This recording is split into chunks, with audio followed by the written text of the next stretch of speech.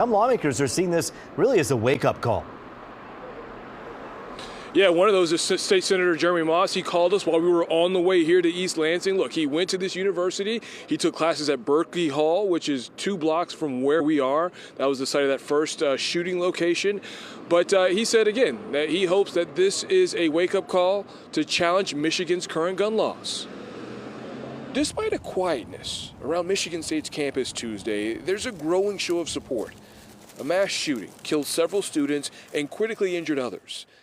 The display of violence isn't just taking a toll on the MSU community, but Michigan's elected leaders too. I think a lot about Berkeley Hall. I had classes in Berkeley Hall as a student at MSU. Life-defining moments and classes.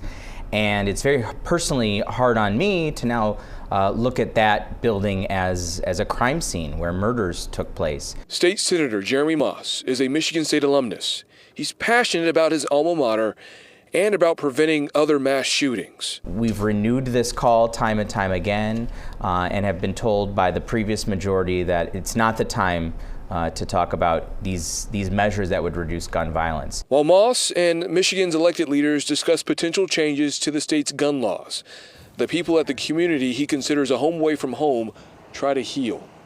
I saw you tearing up as we walked up. What was behind that emotion there? I mean, I hate to make it about me, but I'm a mother of 4 daughters. I don't have a child in college yet. I can't fathom what these parents endured, whether their child was a victim or whether they didn't know where their children were last night. Yeah, so I spoke to that mom, and in that conversation that we had, I asked her, what does this university mean to her? Because she grew up in East Lansing, and she has been around this university for pretty much all of her life. She considers this place the crown jewel of East Lansing because there's so much going on here.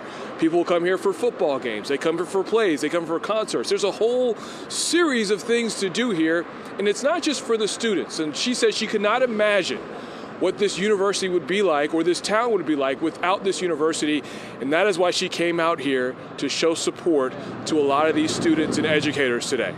Roop, I'll send it back to you in the studio. Yeah, as someone who is an alum of Michigan State, I can tell you East Lansing is the heart and the soul of so much of mid-Michigan. We heard from State Senator Moss and other Democratic leaders about wanting changes to gun laws. Brandon, have you heard from any gun rights advocates tonight? Yeah, so today we did get an email from a group, Great Lakes Gun Rights. That's an organization here in Michigan.